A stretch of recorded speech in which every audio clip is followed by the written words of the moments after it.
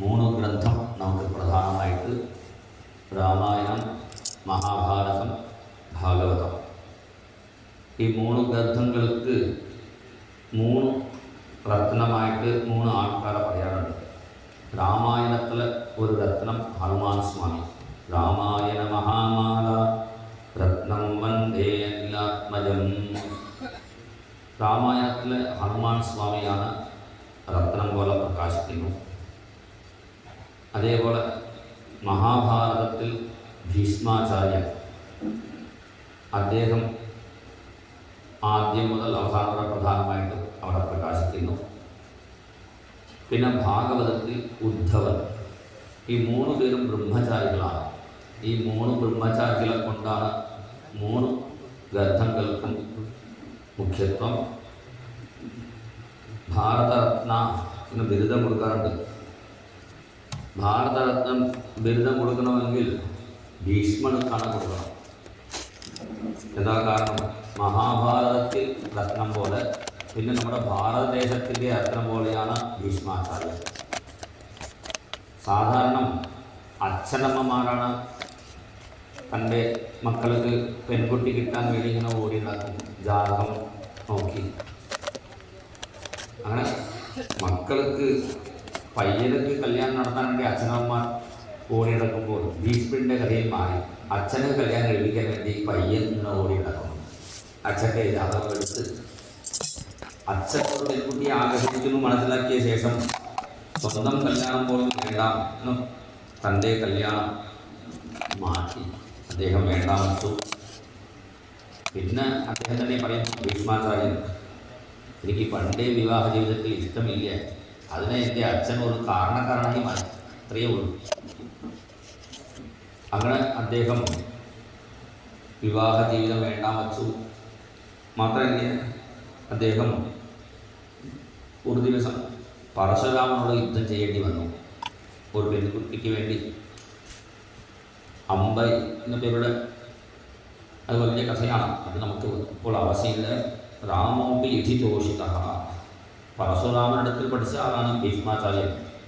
പക്ഷേ യുദ്ധം ചെയ്യുമ്പോൾ എന്താ, ഈ പരശുരാമൻ തോറ്റു. അതിന് കാരണം പറയുമ്പോൾ പരശുരാമൻ തന്നെ, എൻ്റെ ശിഷ്യനായാലും ഞാൻ ഗുരുനാഥനായാലും ധർമ്മം എൻ്റെ പക്ഷത്തിലാണ്. യഥോ ധർമ്മ തഥോ ജയ. എൻ്റെ പക്ഷത്തിൽ ധർമ്മമുള്ളതുകൊണ്ട് എനിക്ക് ജയം കിട്ടി എന്നാണ് ഭീഷ്മാചാര്യനോട് പറയുന്നു. പരശുരാമൻ ഭീഷ്മനോട് പറയുന്നു. ഭാഗവതത്തിലൂടെ പറയുന്നു, രാമോപി യുധിതോഷിത. അങ്ങനെ ഭീഷ്മാചാര്യൻ ഭഗവാനെ വിളിക്കുന്നു. ഭഗവാനെ ആ ഭീഷ്മൻ്റെ വിളി കേട്ടപ്പോൾ ഭഗവാൻ എന്ത് ചെയ്തു? ഭീഷ്മനെ കാണാൻ തീരുമാനിച്ചു. അതിന് ഒരു ആണുകൂടെ സാഹചര്യം കൂടി ചേർന്നു. ആരാണ്? ധർമ്മപുത്രൻ ആണ് അതിന് കാരണക്കാരനായി. ധർമ്മപുത്രനുക്ക് പട്ടാഭിഷേകം നടത്താൻ ഭഗവാൻ തീരുമാനിച്ചപ്പോൾ എനിക്ക് പട്ടാഭിഷേകം വേണ്ട. എന്തിനാ ചോദിച്ചപ്പോൾ, എനിക്ക് രാജ്യത്തിന് കൂടുതൽ ഇഷ്ടമില്ല. നിങ്ങളൊക്കെ യുദ്ധം ചെയ്തപ്പോൾ ചെറിയ പറഞ്ഞ ഞാൻ തല നാട്ടിയിരുന്നു. ഞാൻ നിൻ്റെ ഒപ്പം ഭഗവാനെ ദ്വാരകയ്ക്ക് വരാം. അപ്പോൾ രാജ്യം നോക്കാൻ ആളുകണ്ടേ? എൻ്റെ അനുജന്മാർക്കുള്ള ഭീമനുണ്ടല്ലോ, ഭീമൻ നോക്കിക്കോളൂ.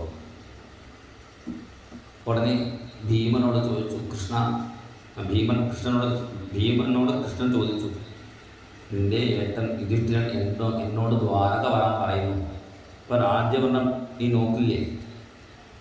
അപ്പോൾ ഭീമൻ എന്നെ കണ്ണുകൊണ്ട് കാണിച്ചു. എന്താ? കൃഷ്ണൻ്റെ സീറ്റിൻ്റെ അടുത്ത സീറ്റിൽ ഭീമൻ ഗത വച്ച് സീറ്റ് റിസർവേഷൻ ചെയ്തിട്ടുണ്ട്. നമ്മളൊക്കെ മുണ്ട് ഇട്ട് സീറ്റ് റിസർവേഷൻ ചെയ്യുന്നത് പോലെ ചില ആൾക്കാർ ബാഗ് വെച്ചിട്ട് പോകും കസേരയിൽ. ഞാൻ വന്നാൽ വലിയ ഉടനെ അതുപോലെ ഭീമൻ പറഞ്ഞു, ഞാൻ ആദ്യം തന്നെ സീറ്റ് റിസർവേഷൻ ചെയ്തിട്ടുണ്ട്, നിന്റെ ഒപ്പം ദ്വാരക വരാം, അവിടെ നോക്കിക്കോളും.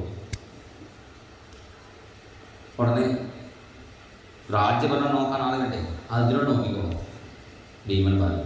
അർജുനനോട് ചോദിച്ചപ്പോൾ അർജുനൻ പാർത്ഥസാരഥി പറഞ്ഞാൽ നരനാരായണൻ ഒരുമിച്ചേ പോകുള്ളൂ. അപ്പോൾ നീ ഇല്ലാതെ ഞാൻ എങ്ങനെ ഇവിടെ ഇരിക്കും? ഞാനോ ഒപ്പം ഉണ്ടാവും. സഹദേവൻ നകുല സഹദേവൻ നോക്കിക്കോളും രാജ്യഭരണം. നകുല സഹദേവൻ നോക്കുമ്പോൾ അവർ ആദ്യം തന്നെ വാതിൽ നിൽക്കുന്നു, തയ്യാറായിട്ട് പെട്ടിയിൽ. ഇപ്പോൾ ഇത്ര വലിയ യുദ്ധം നടത്തിയിട്ടും ഓരോ ആൾക്കും രാജ്യഭരണത്തിന് ആവശ്യമില്ലേ പറയും. എന്താ കാരണം ചോദിക്കുമ്പോൾ ഈ യുദ്ധത്തിൽ എത്ര സ്ത്രീകളുടെ ഭർത്താവ് മരിച്ചു, എത്ര സ്ത്രീകളുടെ കുട്ടികളും മരിച്ചു, എത്ര സ്ത്രീകളുടെ പിതൃഭ്രാതൃ സുഹൃത് പുത്രാഹ, അച്ഛന്മാരും കുട്ടികളും പിന്നെ സഹോദരന്മാരും. ഇങ്ങനെ ഈ യുദ്ധത്തിൽ ഇഷ്ടമില്ലെങ്കിലും എത്ര സ്ത്രീകൾക്ക് സങ്കടമുണ്ടായി. അപ്പോൾ ഇത്ര സ്ത്രീകളെ സങ്കടപ്പെടുത്തിയ ശേഷം ഉണ്ടായ ഈ രാജ്യം എനിക്ക് ഇഷ്ടമില്ല. അപ്പോൾ ഋഷീശ്വരന്മാർക്ക് പറഞ്ഞു, ഒരു യാഗം നടത്തിയാൽ മതി, ആ പാപങ്ങളൊക്കെ മാറിക്കൊള്ളൂ. അപ്പോൾ ഇവിടെ യുധിഷ്ഠിരൻ പറയുന്നു, യഥാ പങ്കേന പങ്കാംബഹ, പല ആളുകളെ ദുഃഖപ്പെടുത്തി എന്നിട്ടാണ് ഞാൻ വിഷമിക്കുന്നു.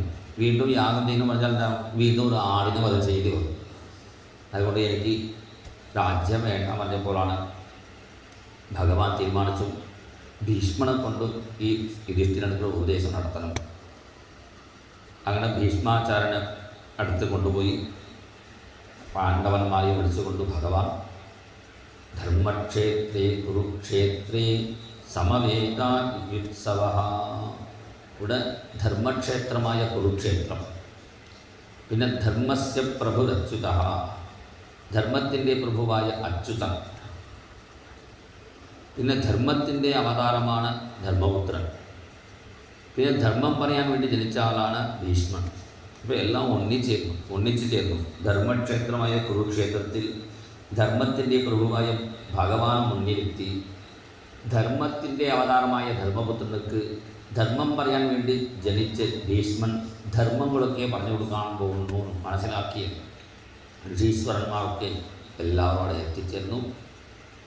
എല്ലാവരുടെ മുമ്പിലും ഭീഷ്മൻ ഭഗവാനെ എങ്ങനെ പൂജിച്ചു പറഞ്ഞു, ഹൃദിസ്ഥം പൂജയാമാസ മായയോ പാത്തവിഗ്രഹം, മനസ്സുകൊണ്ട് പൂജിച്ചു.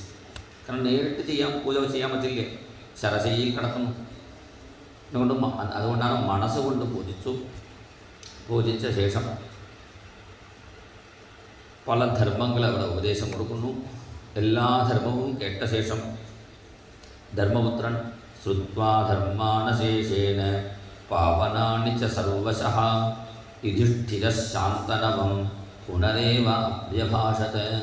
ശ്രുത്വാ ധർമാനശേഷേന, എല്ലാ ധർമ്മവും കേട്ട ശേഷം യുധിഷ്ഠിരൻ വീണ്ടും ചോദിക്കുന്നു, നിറച്ചും ധർമ്മങ്ങൾ പറഞ്ഞു, എനിക്ക് ഒരു ധർമ്മം എന്തെങ്കിലും ഒന്ന് പറഞ്ഞാൽ മതി. കോ ധർമ്മ സർവധർമാനാം ഭവതഃ പരമോ മതഃ, എല്ലാ ധർമ്മങ്ങളിലും ഏറ്റവും ശ്രേഷ്ഠമായ ധർമ്മം ഏതാണ്?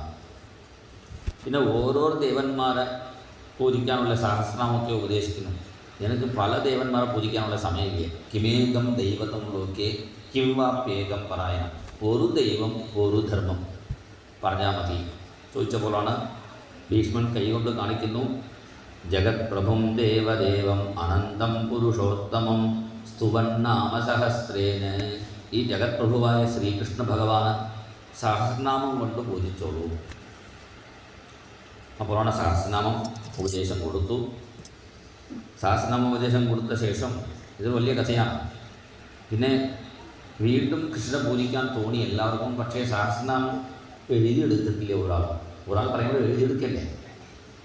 ഭീഷ്മൻ ഇത് വൈകുണ്ഠത്തിൽ വിഷ്ണു പാർഷദന്മാർ അവിടെ ചൊല്ലുന്ന സഹസ്രനാമമാണ്.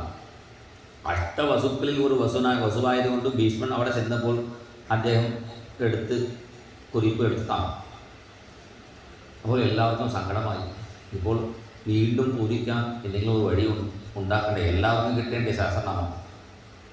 അപ്പോൾ ഭഗവാൻ പറഞ്ഞു, സഹദേവനത്തിന് നല്ല ബുദ്ധിയുണ്ട്, അയാളോട് ചോദിച്ചാൽ മതി. കാരണം ആദ്യം ഒരാൾ പറയുമ്പോൾ ഇങ്ങനെ റെക്കോർഡ് ചെയ്യാറുണ്ടല്ലോ, ആദ്യത്തെ റെക്കോർഡർ ഏതാണ് ചോദിച്ചാൽ സഹദേവനാണ്. ഭഗവാൻ പറഞ്ഞു, സഹദേവൻ സ്വന്തം കഴുത്തിൽ ശുദ്ധ സ്ഫടികമാല അണിഞ്ഞിരുന്നു.